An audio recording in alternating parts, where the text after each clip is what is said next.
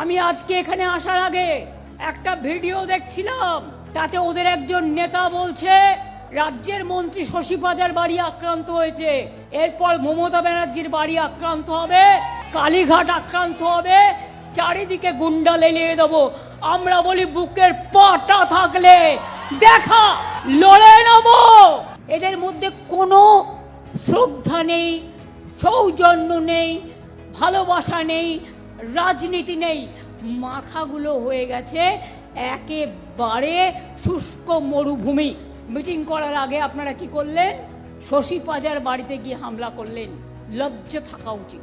লজ্জা, ঘৃণা, ভয় তিন থাকতে নয়। আপনাদের প্ররোচনায় হামলার বদলে আমরা করব না। কিন্তু মনে রাখবেন, অনেক সহ্য করেছি। আগের বার বলেছিলাম 2011-য় বদলা নাই, বদল চাই। আর এবার বলছি, বিজেপি হাটাও, দেশ বাঁচাও, বিজেপিকে বয়কট করো।